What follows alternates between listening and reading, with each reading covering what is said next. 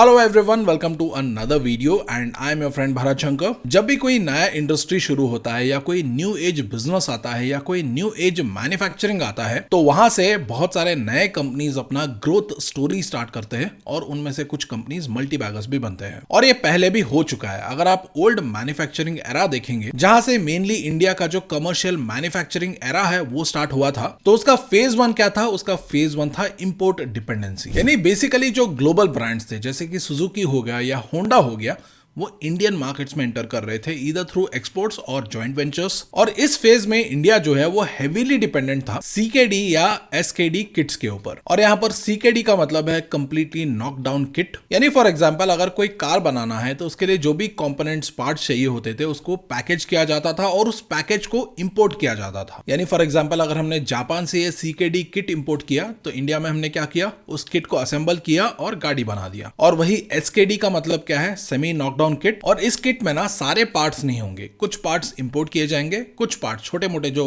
नट है पुर्जे है उसको डोमेस्टिकली मैन्युफैक्चर किया जाएगा और इंडिया में असेंबल करके ये फाइनल कार या गाड़ी बनाया जाए। तो ये पहला फेज था जहां पर ये जो सेमी नॉकडाउन किट की वजह से इंडिया में छोटा मोटा मैन्युफैक्चरिंग शुरू हुआ। बहुत ही छोटे बहुत ही मामूली पार्ट्स को इंडिया में मैन्युफैक्चर किया जाने लगा और यहीं से स्टार्ट हुआ इंडिया का कमर्शियल मैन्युफैक्चरिंग ग्रोथ स्टोरी। और उसके बाद आया दूसरा फेज जहां पर लोगों का जो इनकम है वो थोड़ा थोड़ा बढ़ने लगा, जिसकी वजह से इंडिया में ज्यादा कार्स ज्यादा बाइक्स वगैरह बिकने लगी, जिसने एक मैसिव कंजम्पशन स्टोरी को स्टार्ट किया। और इसकी वजह से स्टार्ट होता है फेज 3 जहां पर ये जो फॉरेन कंपनीज थी वो ये सोचने लगी कि अगर इंडिया में कंजम्पशन इतना ज्यादा है तो एक्सपोर्ट करना महंगा पड़ रहा है, तो इसलिए why not we go to India और वहां पर ही हम एक लोकल मैन्युफैक्चरिंग एस्टैब्लिश करें। और इसको एग्जीक्यूट करने के लिए, इसको अंजाम देने के लिए उन्होंने लोकल कंपनीज के साथ टाई अप करना और जॉइंट वेंचर्स करना स्टार्ट कर दिया, जहां पर ये जो ऑटोमोबाइल वगैरह बनाने के लिए, इंजन वगैरह बनाने के लिए, पार्ट्स वगैरह बनाने के लिए जो टेक्नोलॉजी चाहिए होता है जैसे कि प्रिसीजन पार्ट्स या कंपोनेंट्स, इंजन टेक्नोलॉजी वगैरह वगैरह, तो ये फॉरेन कंपनीज इंडियन कंपनीज को टेक्नोलॉजी देने लगे और इंडिया के जो लोकल प्लेयर्स है वो मैन्युफैक्चरिंग करने लगे। और इस सक्सेस के बाद स्टार्ट होता है फेज 4 जहां पर ये कंपनी सोचती है कि क्यों ना हम अपना जो पूरा प्रोडक्ट है उसको बैकवर्ड इंटीग्रेटेड इंडिया में ही कर दें, जिसकी वजह से जो लोकल सप्लायर्स थे वो नट बोल्ट्स भी बनाने लगे, गियर और इंजन पार्ट्स भी बनाने लगे, जो शीट मेटल कंपोनेंट्स है, प्लास्टिक मोल्ड्स है, हर किसी चीज को वो इंडिया में ही मैन्युफैक्चरिंग करने लगे। एंड एज अ रिजल्ट आज के टाइम में इंडिया जो है वो कार्स और बाइक्स का फुल्ली इंटीग्रेटेड डोमेस्टिक मैन्युफैक्चरर है। यानी जो भी चीजें चाहिए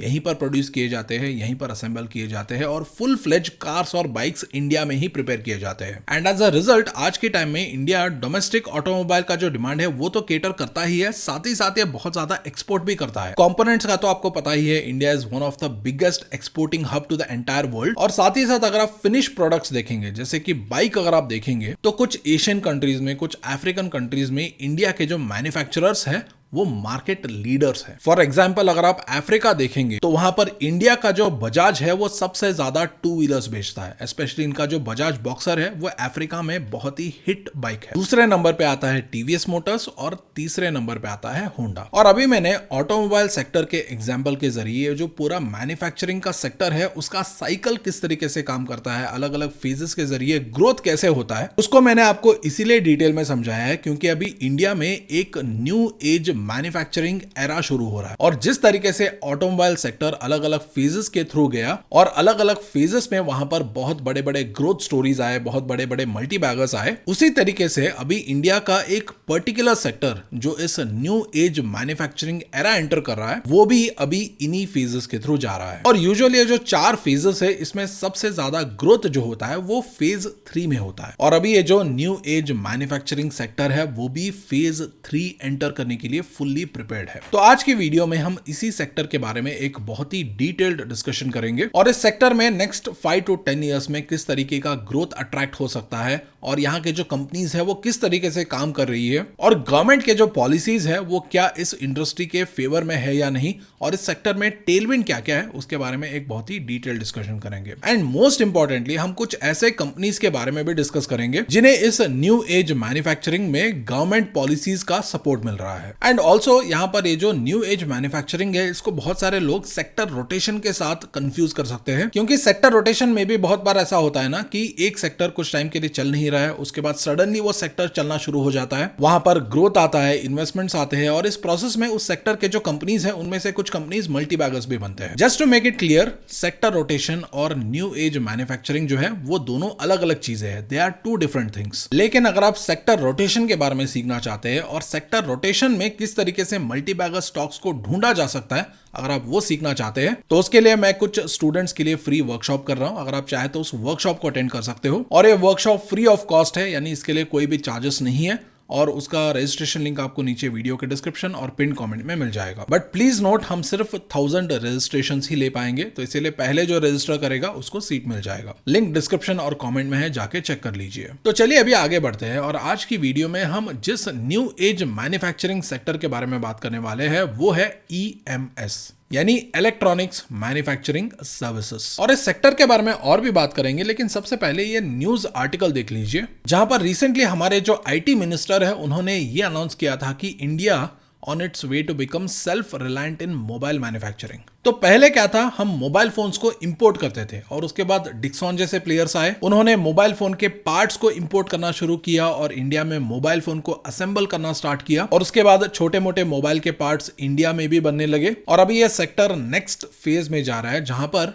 पूरे मोबाइल के जो पार्ट्स चाहिए होंगे वो भी इंडिया में मैन्युफैक्चर किए जाएंगे, और इंडिया में ही कंप्लीटली उस प्रोडक्ट को, उस मोबाइल फोन को असेंबल किया जाएगा। और ये सुनने के बाद कुछ लोग बोल सकते हैं कि हाँ, may be India self reliant हो सकता है मोबाइल मैन्युफैक्चरिंग में, मे बी हो सकता है इसके लिए 10-15 साल का टाइम लगे। एंड टू योर सरप्राइज, यहां पर देखिए IT मिनिस्टर ने यह भी बताया है कि complete domestic production of mobile phone components will be done with in the country with in 2 years, यानी अगले 2 साल में इसको अचीव करने के लिए कोशिश किया जाएगा। हाँ, हो सकता है अगर सरकारी काम है तो उसमें डिलेज हो सकते हैं, लेकिन ये जो काम है ये प्राइवेट सेक्टर का काम है, यानी यहाँ पर प्राइवेट कंपनीज जो है वो इस मैन्युफैक्चरिंग को कर रही है, जिसकी वजह से जो डिले होने का चांसेस है वो बहुत ही कम है, प्रोवाइडेड ये जो प्राइवेट कंपनीज है जैसे कि डिक्सॉन है वगैरह वगैरह, वो अपने टारगेट्स को अचीव कर पाएंगे। और उसके अलावा IT मिनिस्टर ये भी बोलते हैं कि जो भी चिपसेट्स चाहिए होते हैं अलग अलग एप्लीकेशंस जैसे कि CCTV में यूज किया जाता है, they are also being developed within the country, यानी इंडिया में ही उसको बनाया जा रहा है। और वो ये भी बोलते हैं कि गवर्नमेंट ऑफ इंडिया जो है वो अबाउट 200 करोड़ रुपीस स्पेंड करने वाला है to develop energy efficient microprocessor, जिसको हाई परफॉर्मेंस कंप्यूटिंग जैसे कि सर्वर्स में यूज किया जाता है। तो अभी आपके माइंड में एक सवाल आ सकता है कि गवर्नमेंट ऑफ इंडिया अचानक सा इस सेक्टर के ऊपर इतना ज्यादा अटेंशन क्यों दे रहा है, और वो इसीलिए है क्योंकि आज हम इसके ऊपर अटेंशन नहीं देंगे तो कल हम कहीं का भी नहीं रहेंगे। बिकॉज राइट नाउ ये जो EMS है, चिप्स है, सेमीकंडक्टर्स है, they are the heart of modern technology, इसके बिना काम नहीं चलेगा। और ये तीनों ही वो इंफ्रास्ट्रक्चर है जो एसेंशियल सर्विसेज को पावर करता है, चाहे आप हेल्थ केयर ले लीजिए, ट्रांसपोर्ट ले लीजिए, कम्युनिकेशन ले लीजिए, डिफेंस या स्पेस, एडवांस से एडवांस टेक्नोलॉजी तक और सिंपल से सिंपल यूजेज तक, हर किसी चीज में आज के टाइम में इलेक्ट्रॉनिक मैन्युफैक्चरिंग सर्विसेज, सेमीकंडक्टर्स और चिप्स, ये तीनों चाहिए होते हैं। और इसी चीज को और इसी रिक्वायरमेंट को गवर्नमेंट ऑफ इंडिया ने बहुत पहले ही आइडेंटिफाई कर लिया था, और 2021 में अगर आप देखेंगे तो गवर्नमेंट ऑफ इंडिया ने एक बहुत ही स्ट्रॉन्ग इनिशिएटिव स्टार्ट किया था जिसका नाम है इंडिया सेमीकंडक्टर मिशन या ISM। और ये जो प्रोग्राम है ये 2021 में स्टार्ट हुआ था, और इस प्रोग्राम के लिए अबाउट 76,000 करोड़ रुपीस अलोकेट किए गए थे, जिसमें से ऑलरेडी 65,000 करोड़ रुपीस को कमिट किया गया है। और इस कमिटमेंट में PLI स्कीम्स भी शामिल है, और वो सपोर्ट भी शामिल है जो एक लोकल कंपनी को फॉरेन कंपनी के साथ कोलैबोरेट करके टेक्नोलॉजी लेके लोकली मैन्युफैक्चरिंग एस्टैब्लिश करने के लिए जो एसेंशियल सपोर्ट चाहिए होता है वो भी शामिल है। एंड ऑफ कोर्स आज के टाइम में तो ये सब कुछ नीड बन चुका है, और ये नीड अभी रेवोल्यूशन में भी बदल रहा है। और रीसेंट रेवोल्यूशन हमने जोहो के प्लेटफॉर्म्स के रूप में देखा है, क्योंकि एक पर्टिकुलर इंसिडेंट हुआ था जिसने पूरी दुनिया को शॉक कर दिया। यहां पर देखिए, माइक्रोसॉफ्ट ने पॉलिटिकल प्रेशर के अंडर आके, EU सैंक्शंस के अंडर आके रशिया में कुछ कंपनीज के सर्विसेज को सस्पेंड कर दिया। और ये इंसिडेंट एक इंडियन कंपनी के साथ भी हुआ था, जहां पर माइक्रोसॉफ्ट ने ब्रीफली एक इंडियन कंपनी का जो क्लाउड सर्विस है उसको टर्न ऑफ कर दिया था। तो ये सारे इंसिडेंट्स आज के टाइम में ये हिंट कर रहे हैं कि अगर हम अमेरिकन कंपनीज का सर्विस ले रहे हैं और अमेरिका के साथ अगर हमारा कल कुछ पंगा हो जाता है तो चांसेस बढ़ गए हैं कि अमेरिकन कंपनीज बोल सकते हैं कि हम आपको सर्विसेज नहीं देंगे। यानी इन सर्विसेज के ऊपर जो हमारा डिपेंडेंसी है उसको वेपनाइज किया जा सकता है। उन चीजों के लिए हमें एग्री करना पड़ सकता है जो हमारे फेवर में नहीं है। और इसीलिए आज के टाइम में हर कोई चाइना का पॉलिसी अडॉप्ट कर रहा है, जहां पर हर कोई चाह रहा है कि जैसे चाइना ने अपना खुद का सर्च इंजन बिल्ड किया, अपना खुद का व्हाट्सएप बिल्ड किया, अपना खुद का फेसबुक बिल्ड किया, अपना खुद का टेक्नोलॉजी, इंफ्रास्ट्रक्चर, क्लाउड सब कुछ बिल्ड किया, ताकि वो क्रिटिकल इंफ्रास्ट्रक्चर के लिए, एसेंशियल इंफ्रास्ट्रक्चर के लिए किसी और कंट्री के ऊपर डिपेंडेंट ना हो, वही पॉलिसी अभी इंडिया भी अपना रहा है। एंड फॉर दैट रीजन आने वाले टाइम में जोहो जैसे कंपनीज को ज्यादा बढ़ावा दिया जाएगा, और जो इलेक्ट्रॉनिक मैन्युफैक्चरिंग कंपनीज है उनको बढ़ावा दिया जाएगा, और जो चिप मैन्युफैक्चरर्स है उनको बढ़ावा दिया जाएगा, और जो सेमीकंडक्टर बनाने वाली जो कंपनीज है उनको बढ़ावा दिया जा सकता है। एंड एज एन इन्वेस्टर हमें एक चीज समझना बहुत जरूरी है, जहां पर गवर्नमेंट सपोर्ट करता है, जहां पर गवर्नमेंट के पॉलिसीज फेवरेबल होते हैं, उस सेक्टर में ग्रोथ होता है, और जिस सेक्टर में ग्रोथ होता है तो वहां से मल्टी बैगर्स निकल के आते हैं। और ये मेरा खुद का नॉलेज नहीं है, ये मैंने राकेश झुंझुनवाला जी से सीखा है, जिन्होंने बहुत सारे इंटरव्यूज में ये बताया कि किस तरीके से गवर्नमेंट के जो पॉलिसीज है वो किसी पर्टिकुलर सेक्टर में टेलविंड क्रिएट कर सकते हैं। एंड मोस्ट इंपॉर्टेंटली इस सेक्टर में अभी गवर्नमेंट के जो इनिशिएटिव्स है वो शुरू ही हुए हैं, क्योंकि बस 4 साल पहले ही ये जो इंडिया सेमीकंडक्टर मिशन है, ISM है, वो शुरू हुआ था 2021 में। लेकिन अभी गवर्नमेंट ऑफ इंडिया इससे भी बड़ा इनिशिएटिव लेके आने वाला है, जिसके अंडर कंपनीज को और भी ज्यादा फायदा और इंसेंटिव्स दिए जा सकते हैं। और वो इनिशिएटिव है सेमीकॉन 2.0, जो इंडिया सेमीकंडक्टर मिशन जो 2021 में शुरू हुआ था उसका सेकेंड फेज है। और अभी ये जो सेमकॉन 2.0 है अभी ये डिस्कशन के फेज में है। जब इसको अनाउंस किया जाएगा तो इससे सेमीकंडक्टर, EMS और ये जो चिप मैन्युफैक्चरिंग सेक्टर है उनको और भी ज्यादा फायदा और भी ज्यादा ग्रोथ मिल सकता है। और अभी अगर आप स्पेसिफिकली डोमेस्टिक इलेक्ट्रॉनिक्स मैन्युफैक्चरिंग देखेंगे तो वहां पर रिसेंटली एक बहुत बड़ा डेवलपमेंट हुआ है। तो मिनिस्ट्री ऑफ IT और इलेक्ट्रॉनिक्स ने रिसेंटली एक नया स्कीम अनाउंस किया था, और इस स्कीम के अंडर जो डोमेस्टिक इलेक्ट्रॉनिक मैन्युफैक्चरर्स है उनको इंसेंटिव्स मिलने वाले थे। और रिसेंटली एक बहुत बड़ा डेवलपमेंट ये होता है कि 4 इंडियन कंपनीज को ये जो नया स्कीम है इसके अंडर इंसेंटिव्स का बेनिफिट लेने के लिए अप्रूवल मिल जाता है। एंड ऑल्सो इंडिया के वो पहले 4 कंपनीज है जिनको इस नए स्कीम के अंडर इंसेंटिव मिल रहा है या बेनिफिट मिल रहा है, और आने वाले टाइम में और भी ज्यादा कंपनीज इस स्कीम के अंडर आ सकती है। और अभी ये कंपनी कौन से है, ये 4 कंपनीज कौन कौन है, वो जानने से पहले ये स्कीम क्या है, इसके अंडर कितना पैसा इनको अलोकेट किया जा रहा है या बेनिफिट मिल सकता है, वो सबसे पहले समझ लेते हैं। तो यहाँ पर ये प्रेस रिलीज देखिए। तो कुछ टाइम पहले जो गवर्नमेंट ऑफ इंडिया ने जो ECMS स्कीम अनाउंस किया था, या मतलब जो भी प्लान अनाउंस किया था, उसके रिस्पॉन्स में जो डोमेस्टिक कंपनीज और ग्लोबल कंपनीज सामने आए हैं, उनके through about 1.15 lakh crore rupees का इन्वेस्टमेंट आ सकता है। और इसमें से रिसेंटली अबाउट 5,532 करोड़ रुपीस जो है वो ऑलरेडी अप्रूव हो चुका है। और इसकी वजह से जो प्रोडक्शन आएगा या जो भी फैक्ट्री, जो भी मैन्युफैक्चरिंग एस्टैब्लिश किया जा सकता है, उससे ये बोलते हैं कि these projects will lead to a production of components worth 36,559 crore rupees. और ये भी बोला जाता है कि आने वाले टाइम में जो फर्स्ट ट्रेंच में जो और भी ज्यादा इन्वेस्टमेंट्स अलोकेट किए जाएंगे, उसकी वजह से जो मैन्युफैक्चरिंग एस्टैब्लिश किया जा सकता है, जो प्रोडक्शन बिल्ड किया जा सकता है, जिसके लिए फर्स्ट ट्रेंच में रफली अबाउट 22,919 करोड़ रुपीस का इन्वेस्टमेंट मिल सकता है। उससे इंडिया में अभी जो प्रिंटेड सर्किट बोर्ड्स या PCBs का डिमांड है, इस domestic production say about 20% of the ये जो डिमांड है उसको फुलफिल किया जा सकता है। एंड ऑल्सो इंडिया में जो कैमरा मॉड्यूल सब असेंबलीज का डिमांड है,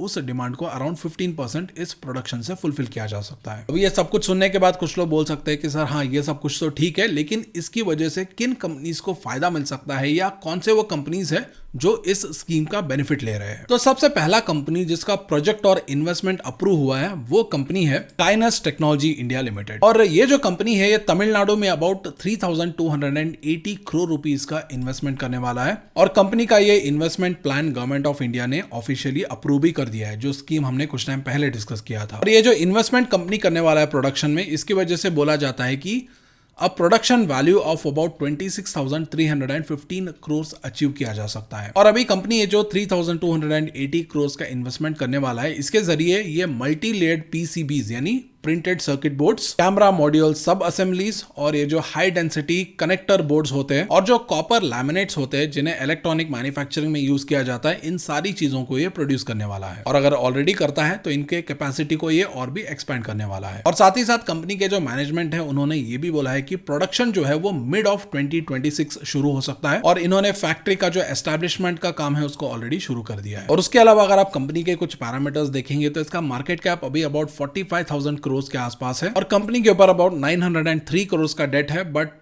कंपनी के पास अबाउट 1056 करोड़ का कैश इक्विवेलेंट्स भी है, जिससे कंपनी इफेक्टिवली डेट फ्री है। और वही अगर आप इसका पी रेशो देखेंगे तो वो अबाउट 142 के आसपास है।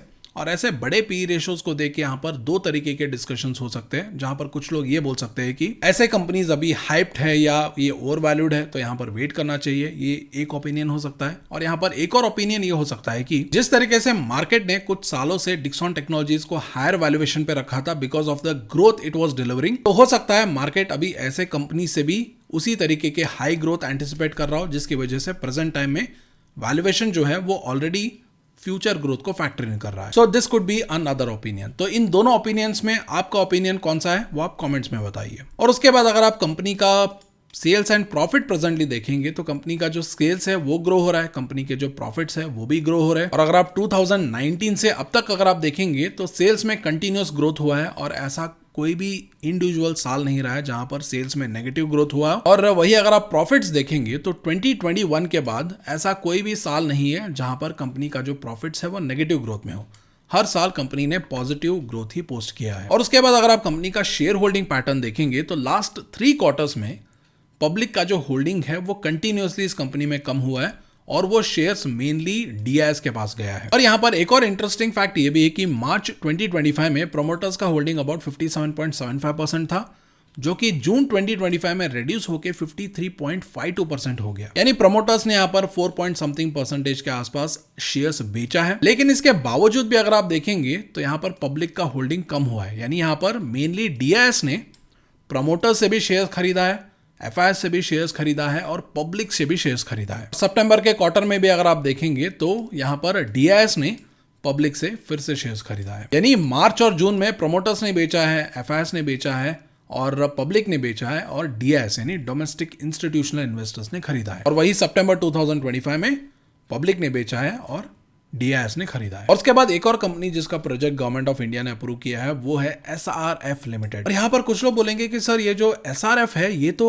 केमिकल्स कंपनी है, ये इलेक्ट्रॉनिक मैन्युफैक्चरिंग सर्विसेज में क्या कर रहा है? सो प्लीज नोट दैट जो इलेक्ट्रॉनिक मैन्युफैक्चरिंग सर्विसेज है उसमें केमिकल कंपनीज भी की रोल प्ले करने वाले हैं। ऐसा क्यों है? क्योंकि केमिकल्स एंड केमिकल रिलेटेड जो मटीरियल्स है वो एसेंशियल कंपोनेंट्स है इलेक्ट्रॉनिक मैन्युफैक्चरिंग सर्विसेज के लिए। क्योंकि अभी अगर आप एसआरएफ की ही बात करेंगे तो एसआरएफ ये जो इलेक्ट्रॉनिक मैन्युफैक्चरिंग का जो वैल्यू चेन है उसमें ये पॉलीप्रोपिलीन फिल्म्स बनाएगा, उसका प्रोडक्शन ये करेगा। और ये जो पॉलीप्रोपिलीन फिल्म्स है ये की मटेरियल है which is used in capacitors. यहां पर आप देख सकते हैं कैपेसिटर्स कुछ इस तरीके से दिखते हैं, जिसको ये जो सर्किट बोर्ड्स होते हैं और ये जो इलेक्ट्रॉनिक बोर्ड्स होते हैं वहां पर इस्तेमाल किया जाता है। और यहां पर देखिए ये अलग अलग तरीके के कैपेसिटर्स है और इन कैपेसिटर्स को प्रोड्यूस करने के लिए अभी ये जो एसआरएफ प्रोड्यूस करता है, फिल्म प्रोड्यूस करता है पॉलीप्रोपिलीन फिल्म, उसको इन कैपेसिटर्स के मैन्युफैक्चरिंग में यूज किया जाता है। और उसके बाद एक और कंपनी जिसका प्रोजेक्ट अप्रूव हुआ है वो है सिरमा टेक्नोलॉजीज लिमिटेड। और ये जो कंपनी है ये एक इंजीनियरिंग, डिजाइन और इलेक्ट्रॉनिक्स मैन्युफैक्चरिंग सर्विसेज कंपनी है। और सिरमा जो है वो अबाउट 765 करोड़ रुपीज का इन्वेस्टमेंट कर सकता है। और जो ये इन्वेस्टमेंट करेगा और ये जो प्रोडक्शन बिल्ड करेगा उसके अंडर ये मल्टी लेयर्ड पीसीबीज यानी प्रिंटेड सर्किट बोर्ड से प्रोड्यूस कर सकता है। और सिरमा में भी अगर आप इसका रीसेंट शेयर होल्डिंग पैटर्न देखेंगे तो यहां पर आप देख सकते हैं लास्ट 3 क्वार्टर्स में पब्लिक का जो होल्डिंग है वो लगातार कंटिन्यूअसली कम हुआ है, जहां पर पब्लिक का होल्डिंग मार्च 2025 में अबाउट 39.49% के आसपास था, जो अभी रिड्यूस होकर 33.53% हुआ है। एंड जस्ट लाइक काइनीज रिसेंटली सिरमा में भी प्रमोटर्स ने आई थिंक सितंबर में, यहां पर देखिए सितंबर का डेटा है, यहां पर अबाउट 4% ऑफ द स्टेक बेचा है, जहां पर जून 2025 में प्रोमोटर्स का होल्डिंग 46.43% था, जो अभी रिड्यूस होकर 42.98% हुआ है। और इस बिकवाली के बाद भी वो शेयर्स पब्लिक के पास नहीं आ रहा है, वो शेयर्स गए हैं डीआईएस के पास। यानी जस्ट लाइक काइनीज यहां पर भी डीआईएस जो है वो इस कंपनी में खरीदारी कर रहे हैं। और यहां पर आप ये डेटा देख सकते हैं, यहां पर ये डेटा डीआईएस का होल्डिंग है तो यहाँ पर आप देख सकते हैं डीआईएस का होल्डिंग मार्च 2025 में अबाउट 7.74% के आसपास था। जून 2025 में ये 7.74% से बढ़ के 9.15% हो जाता है और सितंबर 2025 में ये और भी बढ़ के ऑलमोस्ट डबल होके 16.38% के आसपास पहुंच जाता है। सो इट सीम्स लाइक जो डीआईएस है वो काइंड ऑफ ये जो ईएमएस है उसमें ज़्यादा इंटरेस्टेड लग रहा है, क्योंकि उन्होंने काइनीज में भी भर भर के खरीदा है और सिरमा में भी उन्होंने यहाँ पर भर भर के खरीदा है। और उसके बाद एक और कंपनी है एम्बर एंटरप्राइजेस इंडिया लिमिटेड। और एम्बर एंटरप्राइज का अगर आप देखेंगे तो ये कुछ टाइम से बहुत हैवी इन्वेस्टमेंट्स कर रहा है। जैसे कि रिसेंटली इसने अबाउट 6,000 करोड़ रुपीज़ का इन्वेस्टमेंट प्लान बताया था, जिसके जरिए वो एक इलेक्ट्रॉनिक्स प्लांट लगाने वाला है नोएडा के एयरपोर्ट के आसपास। और एम्बर में भी अगर आप देखेंगे तो जो चीज़ हमने काइनीज टेक्नोलॉजीज और जो चीज़ हमने सिरमा में नोटिस किया था, यहाँ पर भी एग्जैक्टली वही पैटर्न दिखता है। यहाँ पर आप देख सकते हैं लास्ट क्वार्टर में प्रमोटर ने आई थिंक अराउंड 1% के आसपास शेयर बेचा है। और इसके बावजूद भी अगर आप पब्लिक होल्डिंग देखेंगे तो पब्लिक होल्डिंग में शेयर नहीं आ रहे, पब्लिक का भी होल्डिंग उल्टा कम हो रहा है। पब्लिक का भी होल्डिंग 13.95% से रिड्यूस होके 10.98% हो जाता है, यानी यहाँ पर पब्लिक भी शेयर बेचता है। और यहाँ पर फिर से शेयर खरीदता कौन है? यहाँ पर सबसे ज्यादा शेयर खरीदता है डीआईएस, जहां पर इनका होल्डिंग 17.82% से बढ़ के 20.2% हो जाता है। और यहाँ पर कुछ शेयर्स एफआईएस ने भी खरीदा है, जिनका होल्डिंग 28.59% से बढ़ के 30.61% हो जाता है। एंड ऑफ कोर्स जो भी कंपनीज का नाम हमने लिया है, जो भी कंपनीज के डिटेल्स हमने डिस्कस की है, they are all for education purpose only. ये किसी भी तरीके का रिकमेंडेशन नहीं है। एंड ऑल्सो सेक्टर रोटेशन के ऊपर जो हम वर्कशॉप कर रहे हैं, फ्री वर्कशॉप कर रहे हैं, उसका भी रजिस्ट्रेशन लिंक नीचे वीडियो के डिस्क्रिप्शन और पिन कमेंट में है, जाके चेक कर लीजिए। सो आई होप आज का जो केस स्टडी वीडियो था वो आपको इन्फॉर्मेटिव लगा होगा। अगर इन्फॉर्मेटिव लगे तो वीडियो को लाइक कीजिए और वीडियो को शेयर कीजिए। Thank you so much for watching. I will see you in the next video.